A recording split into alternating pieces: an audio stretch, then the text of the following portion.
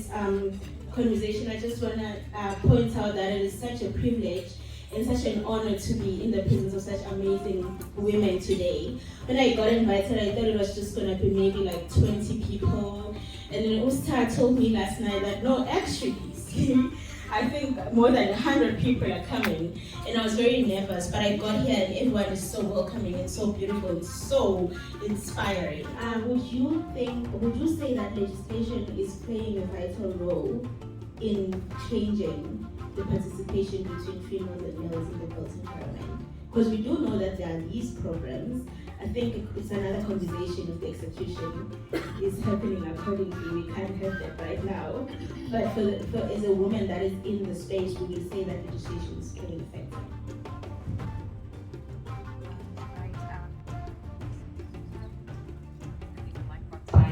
There we are. Can you hear me, ladies? Mm-hmm. Afternoon, ladies. So I think when it comes to legislation, the panel before us, the mining and energy panel, did also discuss just the value in how South Africa is deliberate about transformation in the sector, across sectors in fact. So especially in the built environment, for example, as a person working in public, I actually come from the private sector, and being a young black woman, you are basically an eyesore wherever you go. You know, it's quite obvious when there's a boardroom full of people who are a certain age, they're a certain color, and when you walk in, you know, there's just always a deafening silence. So now transitioning into the public sector, trust me, I was pleasantly surprised at the climate of our government when it comes to integrating previously disadvantaged persons. So policy in that regard, it spans across various sectors, but also various means to invite women into the sector.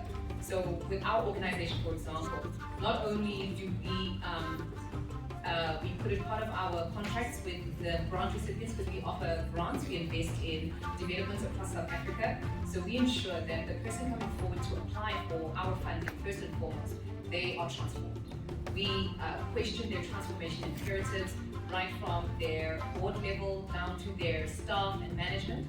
Beyond that, when they're appointing the professionals and the contractors on site, we also insist that you have to appoint transformed architects, quantity surveyors, engineers, you name it, and your building professionals as well, the people laying the bricks, whatever the case may be. We track our funding. These are government funds.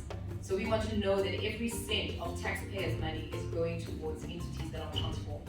So it's quite enlightening when you see it in that way, that not only is it just something that the government says, transform, it is something that they are doing through their contracting, through policy, through what we monitor as well. As a public entity, we report to the department. So when we report to the department, they want to see that. How have you guys used our funding to, empower disadvantaged individuals in South Africa? So those are our women, our youth, persons with disabilities, so I'd say that the effort is there. Indeed, as we know, ladies, it's not where it should be.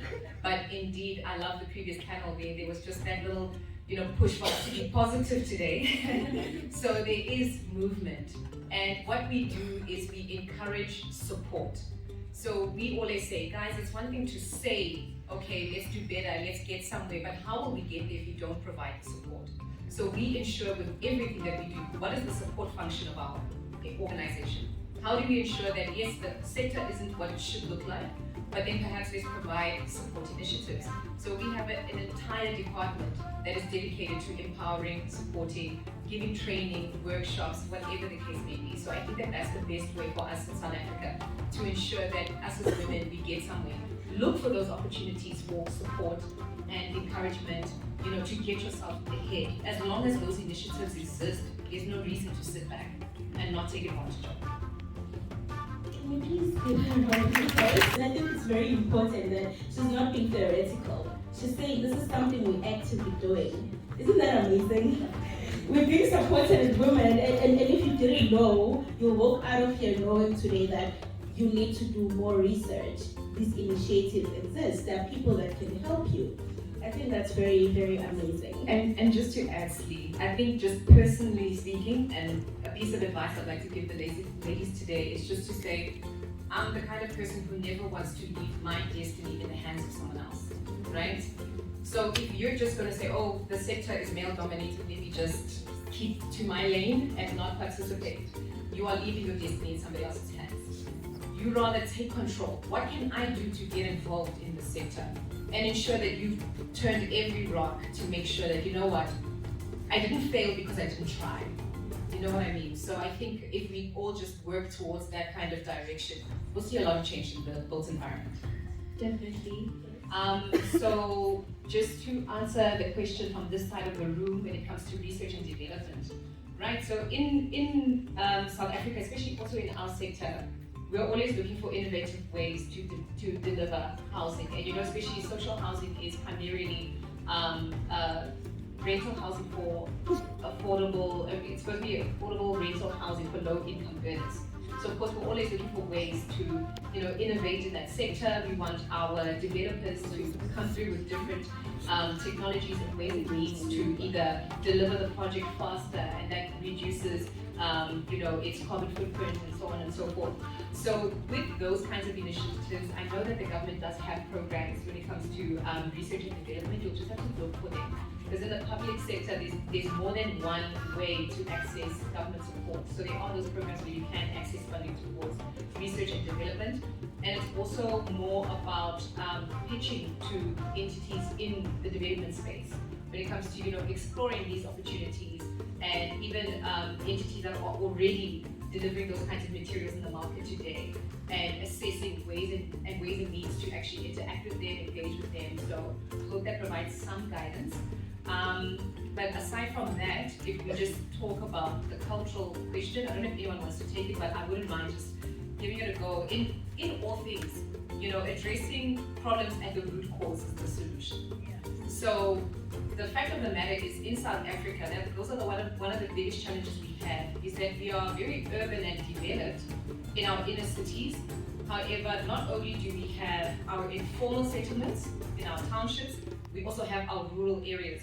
So now the span across which we have to dissect the ways and means that we educate one another, they vary as you get further and further from the urban areas. I think with those of us in the room today, if you look back at your own upbringing and how you also addressed maybe the cultural principles that you live by, and now you're in an urban area where people think differently, you know, the world is different today, it's 2023, there are a lot of things that might not align with maybe the upbringing that you had.